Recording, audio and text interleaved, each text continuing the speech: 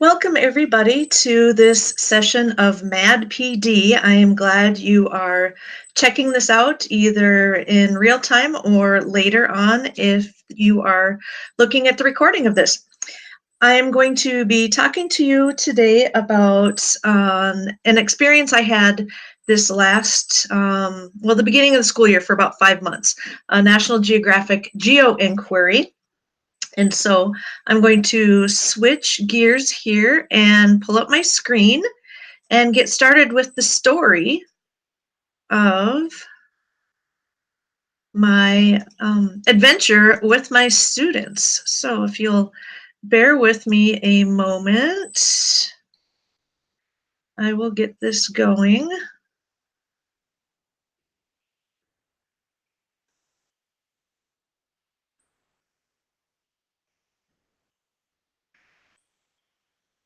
Okay, so I'm going to zip out of you being able to see me and into this PowerPoint that hopefully will behave and actually records how I think it's going to record. So I'm here to tell you about one thing that changed and transformed my classroom.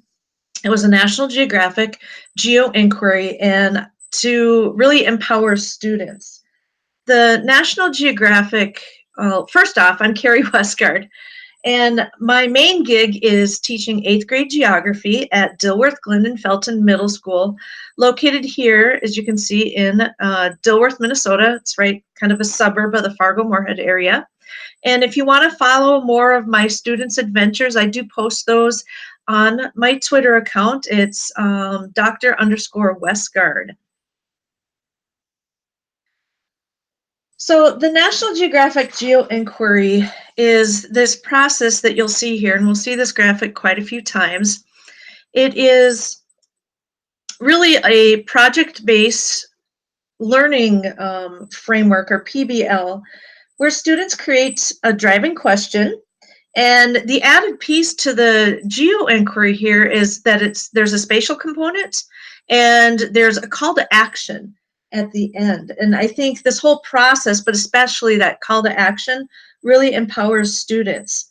And so during this process, you can see that students collect data, they visualize data, they create a story, and then they have a call to action.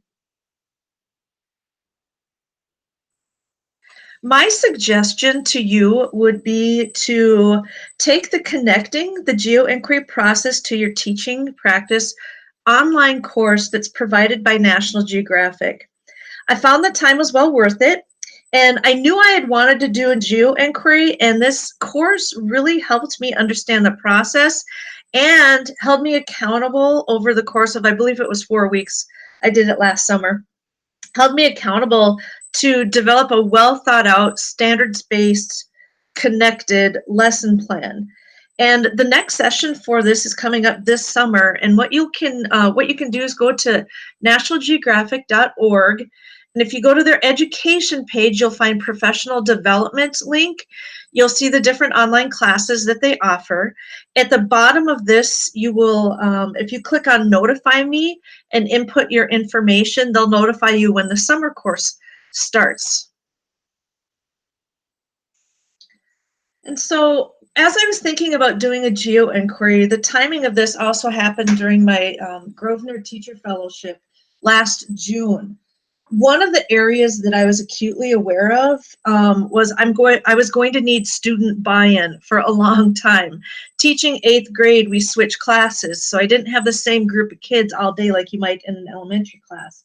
But I needed to be able to sustain what ended up, again, being this 5-month project.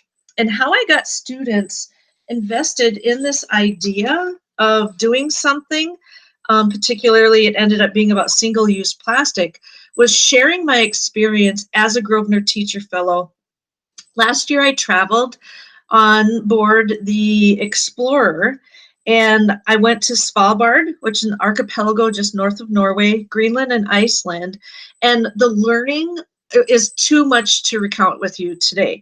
And so what I want to let you know, though, is there were 2 things I personally saw and experienced firsthand facing our planet today that this will make sense when I pull it back into the GeoInquiry. I noticed that the ice was gone. Bays that should have been frozen in June were ice-free. There were a lot of calving events on the glaciers. But the one that surprised me the most was that in a place that should be plastic-free, there was plastic everywhere. I asked myself, how can I empower DGF students, those are my students, to do something about plastic pollution? And so I came up with 3 ideas. So when I got back into the classroom, I shared my adventures of this epic Arctic expedition. And I probably showed way too many polar bear photos. But students became connected to this region through my stories. And so now they had that personal connection. They know somebody who's been there. We learned in the second part of my plan to do all this is we learned how the animals and humans are being affected by the plastic that I saw everywhere in the Arctic. And we brought that back, that global idea, we brought it back to our own community to see what are we doing here locally that's affecting the plants, animals, and people globally. So through project-based learning design, and this National Geographic GeoInquiry, students began to ask, how can we reduce or eliminate plastic pollution in our own community? Overall, it was 30 groups of students, ranging anywhere from 4 to 6 team members, went out into the community with a researched plan on a variety of ways to tackle this global plastic pollution problem. So what I want to do with you next is highlight some of the parts of our adventure. So the first part of this GeoInquiry is this ask phase. It's developing a GeoInquiry question.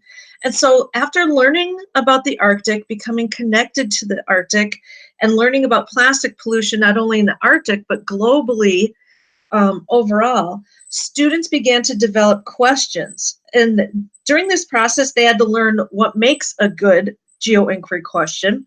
And they went through several peer-reviewed revision processes during this phase. And this was probably one of the more challenging because as students learned and as their teacher tried to help them, that it was a very, very messy process. They understood that writing questions was a lot harder than just answering questions, and then writing a good GeoInquiry question.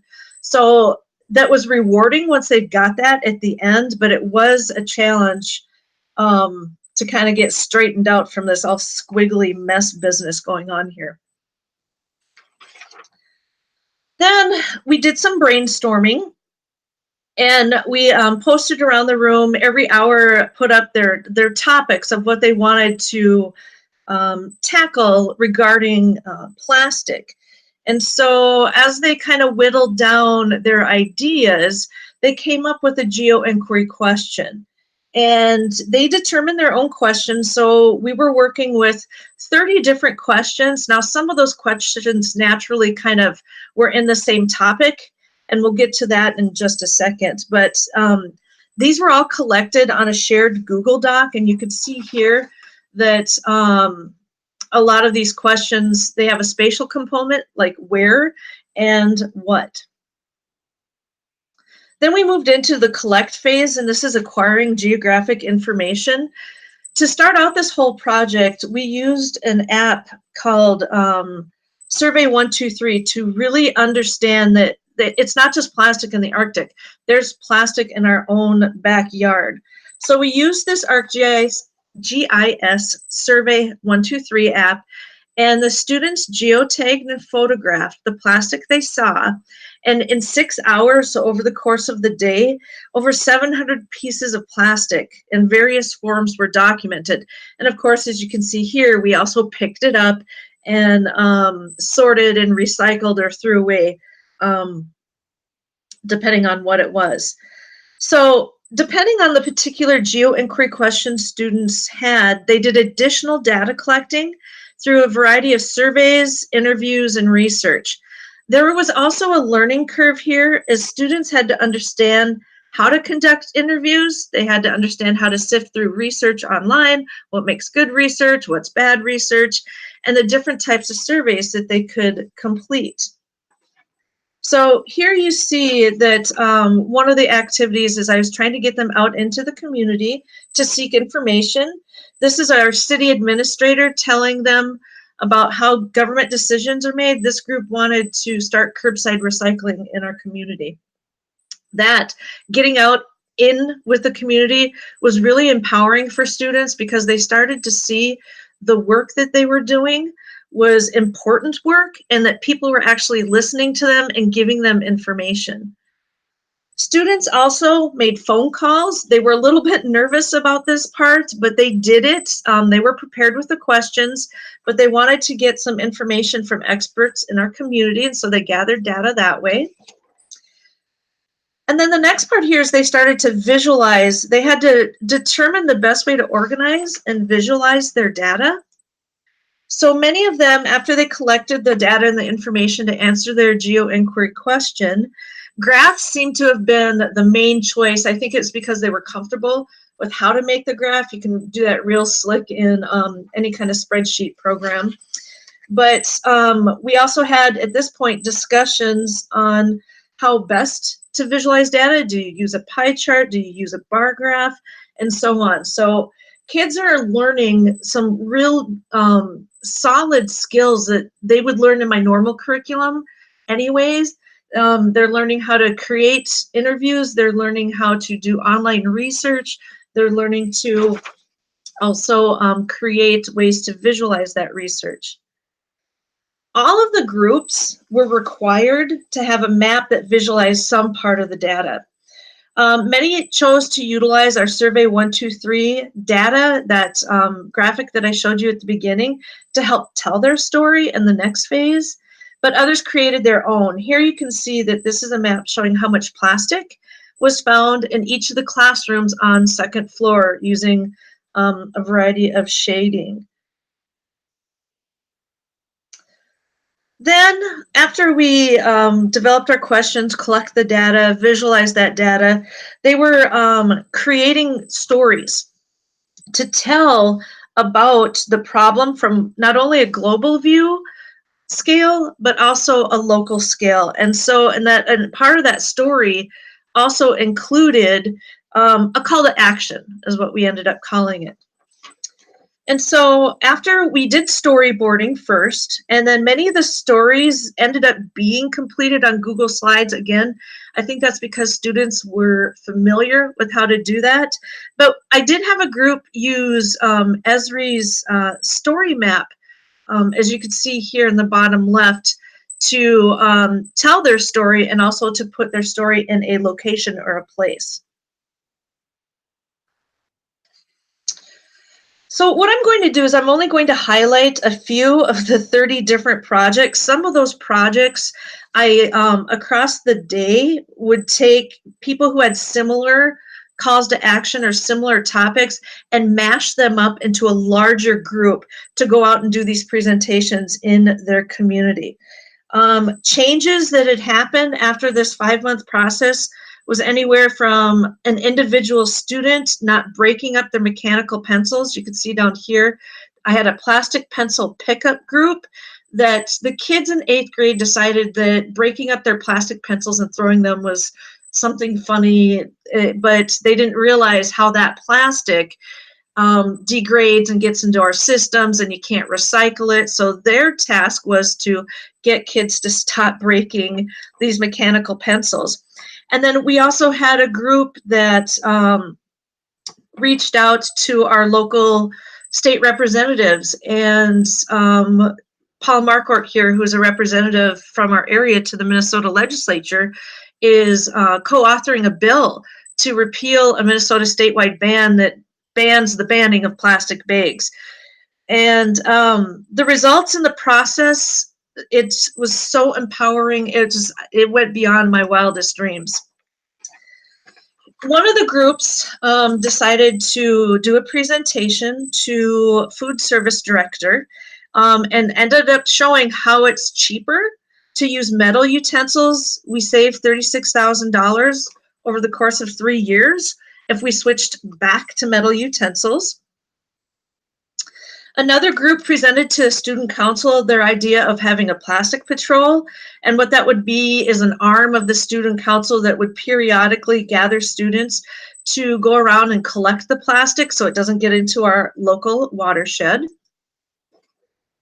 And then what they also did for that group is, you could see here, they developed, those are our school grounds and also some of the surrounding community. And they mapped 8 different spots to go pick up. So not only did they ask these groups to do something, they provided them with the tools and ideas and initial help to get those things done. We're in talks right now with our city hall and our city administrator. After our presentation to the city council, it was about 6 weeks later, Dilworth is going to a curbside recycling program. And what the plan was that they had proposed, the student group, so there was about 4 different groups across the whole day that came together as this one group. They showed essentially and talked about contaminated recycling. And they came up with a plan of how to educate the public. They came up with a plan on how to distribute flyers and go to door-to-door campaign. And that's what we're in talks with right now with City Hall, is how to actually get this accomplished and done in August and September of this upcoming year. And here's an example of the brochures, because one of the things that they understood to be important is it's great to have curbside recycling, but it's not going to do any good if it's contaminated recycling. And so they brought that awareness to our community. We also went in front of our school board to get recycling. And I love this. One of the kids said, we're small town kids with big dreams. And what they had done is, we don't recycle plastic at our site at DGF. And so they went through telling the school board about the problems of plastic pollution and came up with a researched plan and ways to implement a recycling program at our school. And that's still in the works, trying to get figured out who's going to do what with that as far as maintenance and custodial staff. Another group, and this will be the last one I talk about today, is they went to, we're Consolidated School District, they went to the Glendon City Council to get their community to curbside recycle like Dilworth is doing. And the mayor of Glendon told these girls that presented to them that they will be pursuing that information, and some of the data and a survey that these girls had made went online on the city website for the community residents to fill out to gauge their interest on curbside recycling in Glendon. So this whole process, it was a lot of work, but it was good work. Students learned along the way some vital skills and actually saw results from their work that made a difference. Students now know that it does take a lot of work to make a difference if you stick to it and don't cut corners. And this process, especially that call to action and seeing results of that, is really empowering for students. So my suggestion to you would be to take that class and start thinking of how you can get your students doing these life skills of making a difference for their planet. So what I'm going to do here is switch my screens, and I am going to cut out right there. If you have any questions, feel free to email me or hit me up on Twitter. I hope that this was helpful, that you can see that with a little thought, you can take your students to these amazing places and have them empowered as well. Thank you for watching. I appreciate it. Have a good day and keep exploring.